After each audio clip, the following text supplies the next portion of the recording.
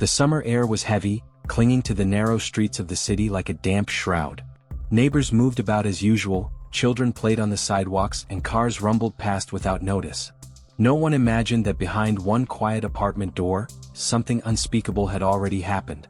It began like an ordinary night, but soon it would unravel into a nightmare that would shock an entire community.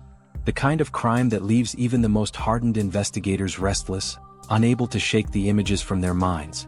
The victim was a young woman full of life, known for her charm, her warmth, and the tattoos that marked her body, bright, expressive symbols of individuality.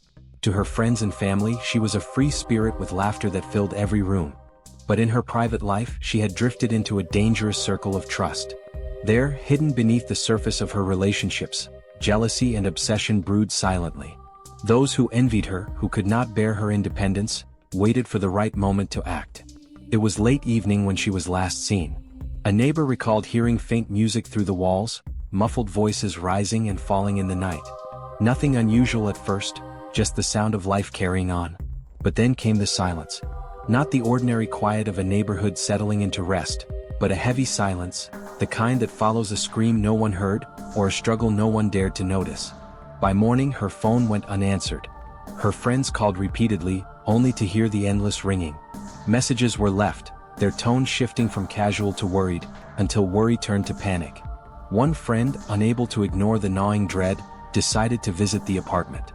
The door was locked, but something felt terribly wrong. The blinds were drawn, the mailbox overflowing, the air heavy with neglect. When the police were finally called, they entered expecting perhaps a medical emergency, or maybe a young woman who had taken a trip without telling anyone. What they found inside, however, was worse than anything they could have imagined. Her body was discovered in the bedroom, lying unnaturally still, surrounded by signs of violence. There were bruises on her arms, scratches along her skin, and her once vivid tattoos stood in tragic contrast to the lifelessness of her form. The room was in disarray, pillows scattered, furniture pushed at odd angles as though a desperate struggle had taken place. The scent of iron lingered in the air. Forensic investigators moved carefully through the space, each detail recorded, each trace of evidence preserved. A broken piece of jewelry lay beneath the bed. A phone cord, frayed and torn, was tangled at the edge of the mattress. These small objects, innocent on their own, now formed a chilling puzzle. This was no accident, no sudden misfortune. It was deliberate. The autopsy revealed the true horror. She had been brutally attacked, her final moments filled with terror and pain. The injuries spoke of rage, of someone who had lost control, consumed by jealousy and hatred. And when the doctors examined her body closely, they noticed something else. An attempt had been made to conceal the crime. Her tattoos, the marks that had once defined her identity, bore strange damage as if someone had tried to deface them. To erase her. To silence not just her life, but her very existence. Detectives pieced together her final hours. She had been seen with someone she knew well, a person she trusted enough to let into her home. A friend, at least that's what she had thought. But beneath the surface of that friendship was something far darker. Obsession. The suspect had long harbored jealousy toward her, resentment that grew sharper with every laugh she shared, every picture she posted, every piece of attention she received. That resentment finally exploded into violence. Interviews with neighbors painted fragments of the truth. A woman recalled hearing raised voices that night, sharp, angry words muffled by walls. Another said they thought they heard something heavy fall to the floor, but they shrugged it off, thinking it was just the noise of the building settling. None of them imagined it was the sound of a life being taken. The suspect's behavior after the murder only deepened suspicion. They acted as if nothing had happened, appearing calm, detached, even posting on social media. But when investigators pulled phone records, inconsistencies began to surface. Deleted messages hinted at arguments, at threats. And surveillance cameras near the apartment captured movements that couldn't be explained. Days later, with mounting evidence, the suspect was brought in for questioning. At first, they denied everything, spinning stories of alibis and innocence. But their hands trembled, their voice cracked, and soon the lies began to collapse under pressure. The detectives pressed harder, exposing contradictions. Bit by bit, the truth broke through. It became clear that the murder had not been a sudden act. It had been building for weeks, perhaps months. Every glance, every whispered insult, every seed of jealousy had been growing until it erupted into uncontrollable violence. The victim had no idea that the person sitting across from her, laughing with her, sharing drinks, was the same person planning her destruction. The case captured the attention of the media almost immediately. News outlets reported the details with shock, focusing on the tragic irony that the victim had trusted her killer. Headlines described the brutality, the betrayal, the cold calculation of it all. Crowds gathered outside the courthouse when the suspect was formally charged. The community mourned, not only for the victim but for the innocence lost in the knowledge that someone could hide such darkness behind an ordinary smile. In the courtroom, the victim's family sat in grief, clutching framed photos of her smiling face, her tattoos glowing proudly in the sun. The prosecution presented a chilling narrative: a friendship poisoned by jealousy, a life ended in violence, and a killer who thought they could get away with it. The defense tried to paint a different picture, one of passion, of loss of control, of regret. But the evidence was too strong, the lies too transparent. The verdict came down hard and swift: guilty. The sentence ensured the suspect would never again walk free, never again charm their way into someone's trust. But for the victim's loved ones, justice felt incomplete. No punishment could bring her back. The images of her final moments haunted them, the thought of her laughter silenced by someone she had once called a friend. And as the community moved forward, whispers began to spread. This crime, as shocking as it was, might not have been the suspect's first. There were rumors, unexplained disappearances, strange coincidences in places they had lived before. Investigators began quietly re-examining old files, wondering if they had just uncovered the tip of something much larger. The possibility lingered in the air like a shadow, that perhaps one crime had revealed a pattern of many. The story was no longer just about jealousy or betrayal or even murder. It was about a predator hiding in plain sight, someone whose rage had finally slipped into the open. And while one case had been closed, countless questions still remained unanswered. The trial had ended, the gavel had fallen, and the world outside the courthouse slowly moved on.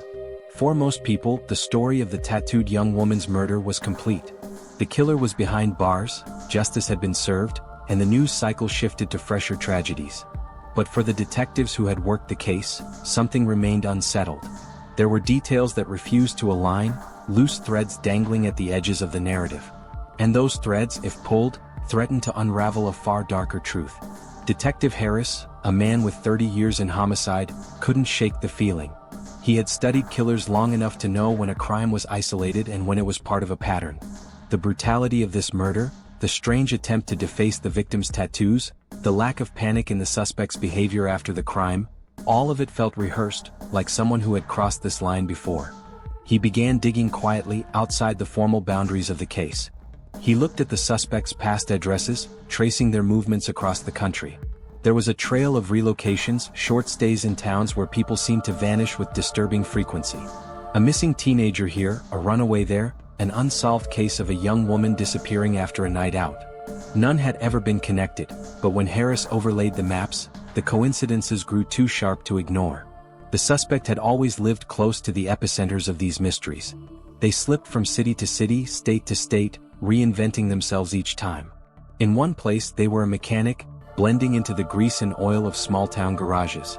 In another they claimed to be a traveling salesman, knocking on doors, introducing themselves to strangers. In yet another they worked in a church, carrying hymnals and sweeping aisles, gaining trust with their quiet demeanor. And everywhere they went, someone vanished. Harris remembered one case in particular. Dinah, a girl who had disappeared while hitchhiking home from a music festival years earlier. She was last seen climbing into a car with a driver no one could identify. Despite national attention, no trace of her was ever found. At the time, the suspect was living just a few miles from the festival grounds. Could it be the same person? He tracked another name, Vicky, a teenager who had gone missing after leaving a friend's house one winter evening. The trail had gone cold within days. But Harris uncovered something chilling. The suspect had lived less than a mile away from where she was last spotted. The realization hit him with a weight that made his chest tighten. If he was right, the woman with the tattoos had not been the first victim. She had simply been the one whose death finally exposed the monster. But proof was another matter. Without bodies, without forensic evidence, suspicion was just smoke. Harris needed fire. He returned to the suspect's old residences, speaking with landlords, neighbors, co-workers. Most remembered them only vaguely, an unremarkable figure who blended easily into the background. But here and there, a detail surfaced. A tenant who had suddenly left in the night, a tenant who left behind a locked trunk they refused to open, a tenant whose basement smelled strange and musty. The real breakthrough came from an elderly neighbor. She recalled a time years earlier when the suspect was moving out hurriedly. "They had a shovel in the back of the car," she said, wrinkling her brow. "I thought nothing of it until I heard about the missing girl." Harris's blood chilled at the memory. A shovel, a hurried move, and another disappearance. He pressed further. Records showed that during one of the suspect's jobs at a church, a volunteer had gone missing. The last place she was seen alive was near the rectory. And then Harris remembered the detail that had started it all. The murder of the tattooed woman had also been connected to a church basement. Was it possible that the suspect's choice of places wasn't random? Was there a ritual in the way they selected their victims and their hiding spots? Harris presented his findings to his team, and soon a task force was formed. They reopened old files, compared DNA samples, sifted through cold case evidence long gathering dust. Bit by bit, connections emerged. A hair from one crime scene matched traces from the tattooed woman's apartment. Fibers found on the clothing of another victim were identical to a blanket recovered from the suspect's car. The press didn't know yet, but within the department the atmosphere turned electric. They were no longer dealing with a single jealous killing. They were chasing a serial predator, a chameleon who had moved unseen through communities for decades. Meanwhile in prison the suspect remained eerily calm. When guards escorted them to meals, they walked with the slow confidence of someone who carried secrets. They seemed to revel in the attention, reading every headline about their case. During interviews they smirked at investigators, dropping hints, playing with their curiosity. Sometimes they implied they knew more, other times they laughed at the suggestion. It was a game, and Harris hated games. Late one night, Harris sat at his desk, staring at the old photographs of missing women. Their faces blurred together, each set of eyes asking the same question. Where are we? He knew he was standing at the edge of something vast and terrifying. To prove it, he would need to find what no one else had managed to uncover: the graves. Rumors began to circulate about hidden burial sites. Some believed the suspect had used church properties as cover, digging shallow graves in abandoned lots and gardens. Others whispered about forests at the edges of small towns, where travelers disappeared without a trace. Harris followed every lead, chasing shadows across counties, chasing whispers through empty fields. Finally, one tip led him to a garden behind a former rectory. The ground was uneven, disturbed long ago. He knelt, pressing his hand against the soil. Beneath his touch, the earth seemed to breathe, hiding what it had been forced to keep secret. He knew then that he had found it, the place where the truth slept, waiting to be unearthed. As dawn broke, police tape stretched across the site. Shovels dug deep, breaking through layers of soil. And then, like ghosts rising from the earth, fragments of bones appeared, pale and fragile. The silence of decades was broken by the chilling reality of what lay beneath. The suspect had thought they had buried their past. But the ground never forgets. The morning light was pale when the earth finally gave up its secrets. A single bone fragment had turned into an entire skeleton, and then another. With every scoop of dirt, the garden behind the rectory became less a place of worship and more a cemetery of stolen lives. Forensic officers worked in silence, their faces set in grim concentration, as if the act of speaking aloud would disturb the fragile bones of the victims. Detective Harris stood nearby, his jaw clenched, watching as years of unanswered questions slowly emerged from the soil. Each discovery felt like a voice speaking across time. A jawbone, a lock of hair, a fragment of clothing, pieces of girls and women who had once been full of life, reduced to whispers beneath the ground. The families of the missing had waited decades for answers. Now the answers lay in shallow graves, each one colder than the last. The news broke within hours. Reporters flooded the area, cameras capturing the grim procession of evidence bags being carried from the site. Serial killer suspected in multiple disappearances, the headlines screamed. Crowds gathered behind the barricades, their faces pale with disbelief. Some had come because they knew the victims' names, others because they had lived near the suspect once and never imagined the monster who walked among them. The prison where the suspect was held erupted with attention. Guards whispered about the unfolding revelations. Other inmates stared with a mixture of fear and fascination. The suspect seemed almost amused by the chaos, as though the unearthing of graves was less a condemnation and more a validation of their power. In interviews, they dropped hints again, teasing investigators with riddles, saying things like, "You've only found what I wanted you to find." Each word was a knife twisting deeper into the hearts of the families who waited desperately for truth. Detective Harris pressed forward, determined to strip away every veil of deception. Forensic teams worked around the clock, cataloging remains, testing DNA, cross-referencing dental records. One by one, names began to emerge from the silence. Vicky Hamilton, Dinah McNichol. Two young women whose disappearances had haunted the nation for years. Their remains had been lying here all along, hidden by the very person now smirking behind prison walls. The families were notified in hushed, heartbreaking meetings. Mothers wept openly, fathers stared blankly at the ground, siblings clutched old photographs with trembling hands.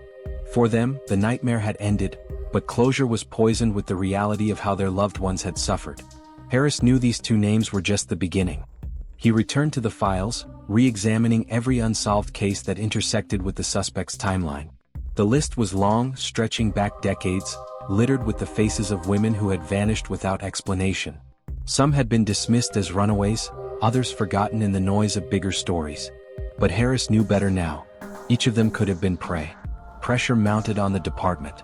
Politicians demanded answers, the media demanded numbers, and the public demanded reassurance that no other monsters were hiding in plain sight.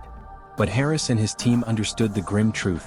No matter how many remains they found, they would never be certain of the full count. Serial predators like this one left shadows wider than their footprints. Meanwhile, the suspect played their game. During one interview, Harris leaned forward, his voice sharp with anger. "How many?" he demanded.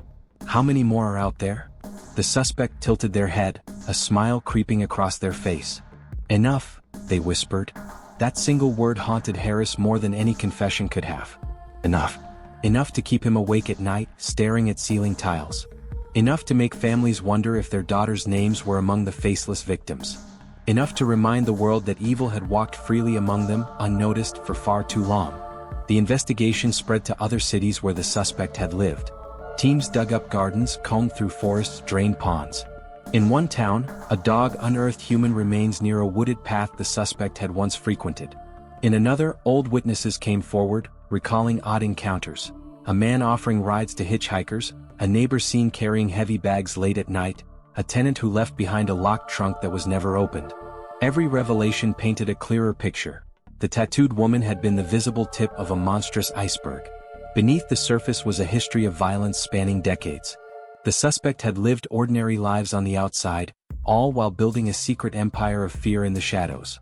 Harris found himself thinking about the victims constantly. Not just as names in files or bones in bags, but as people. Dinah, who had loved music and was hitchhiking home from a festival. Vicky, a teenager full of energy who never made it back to her family. The tattooed woman whose laughter once filled her apartment. Each one deserved more than to be remembered only for how they had died. And yet, the killer seemed determined to erase them. By defacing tattoos, by scattering bodies, by hiding them under the soil. It wasn't just murder, it was an attempt to obliterate identity itself. As the months passed, the case transformed from one trial into a national reckoning. Documentaries began to form, journalists chased every angle, and the public demanded to know, how had this person gone undetected for so long? How had authorities missed the signs? Harris knew the answer was as simple as it was terrifying. Monsters don't always hide in the dark. Sometimes they smile in daylight, wave to neighbors, and shake your hand at church. The investigation reached a turning point when Harris uncovered a chilling diary entry in one of the suspect's old belongings. Scrawled in messy handwriting were cryptic notes, locations, initials, and dates. Some matched known disappearances. Others were mysteries waiting to be solved. It was not just evidence. It was a roadmap of horror. And it meant one thing above all. The graves behind the rectory were not the end. They were only the beginning. The diary lay open on Harris's desk like a wound that wouldn't close. The scrawled notes weren't random, not to his eyes. They were coordinates, cryptic reminders of places the suspect had once haunted, marked with initials that could only belong to the lost. It was a roadmap of terror, and every entry represented another life extinguished in silence. Harris felt the weight of all those ghosts pressing against him, a reminder that what they had uncovered so far was only a fraction of the truth. The trial began under a storm of flashing cameras and angry voices. Crowds gathered outside the courthouse, holding signs demanding justice. Some were families of victims, clutching photographs with trembling hands, while others were strangers who simply couldn't believe that such evil had lived unnoticed among them for so long. The suspect arrived in shackles, their face calm, almost smug, as if the attention was nothing more than a spotlight they had secretly craved all along. Inside the courtroom, the air was thick with tension. Prosecutors laid out the evidence piece by piece. The charred remains in the suspect's apartment, the bones in the rectory garden, the defaced tattoos, the confession tapes, and now the chilling diary. Every word spoken painted the picture of a predator who not only killed but lingered over the memory of killing, savoring the fear, feeding on control. Harris sat in the front row, his eyes never leaving the suspect. He wanted to see some flicker of remorse, some sign that the weight of their crimes pressed down upon them. But there was nothing. Just that faint, unnerving smile. Witness after witness took the stand. Neighbors spoke of odd noises and strange smells, acquaintances recalled unsettling conversations, and experts dissected the suspect's mental state. Some argued that brain trauma and years of untreated disorders had unhinged them. Others insisted that madness was no excuse, that this was not a mind lost in confusion, but one that chose cruelty with deliberate intent. When the family spoke, the courtroom fell silent. A mother described the hollow ache of setting an extra plate at the table even years after her daughter had vanished. A brother recalled the agony of waiting by the phone, hoping for a call that never came. These weren't just testimonies, they were pleas from the dead, carried by the voices of the living. Harris's chest tightened as he listened. He had heard countless victim statements in his career, but these were different. The sheer scope of the destruction left behind by one person was beyond comprehension. The suspect's defense clung to the argument of diminished responsibility, painting them as a fractured mind trapped in delusions. But the prosecution countered with devastating precision, pointing to the careful concealment of bodies, the destruction of identities, the diary filled with coded details. This was not the work of a disordered mind stumbling in chaos, the prosecutor thundered. This was the work of someone who knew exactly what they were doing, and enjoyed every moment of it. As the weeks dragged on, the nation watched. Documentaries and news specials dissected every detail, pundits debated the meaning of evil, and ordinary citizens locked their doors a little tighter at night. Harris grew weary but refused to waver. He had promised himself that he would see this case through to the end, for the victims, for their families, for every soul still waiting in the shadows of uncertainty. Finally, the day of sentencing arrived. The courtroom was packed beyond capacity, the air electric with anticipation. The judge's words were steady, but they carried the weight of generations of grief. You have taken lives without remorse. You have desecrated the dead and inflicted pain beyond measure. For these crimes, you will spend the rest of your life in prison, where your power ends and your silence begins.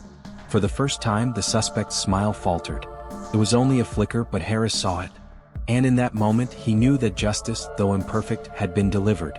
The families wept, some collapsing into each other's arms. Outside, the crowd roared, not in celebration but in release, as if the entire city had been holding its breath and could finally exhale. But Harris couldn't shake the unease. The diary still haunted him. Even with the conviction, even with the killer locked away, questions lingered. How many names had never been recorded? How many victims would remain forever faceless, buried in places they would never think to search? Late one night, long after the sentencing, Harris sat alone in his office, staring at the photographs pinned to his board. So many eyes looked back at him.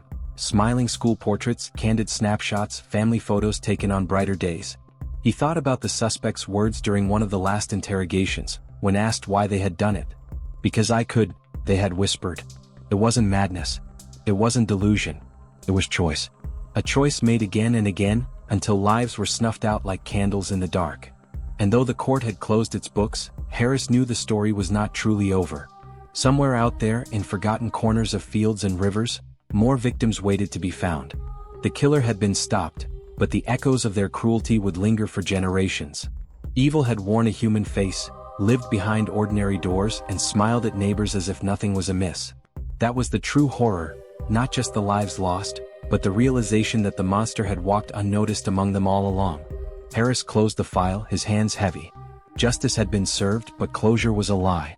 The dead still whispered, and he would hear their voices for the rest of his life.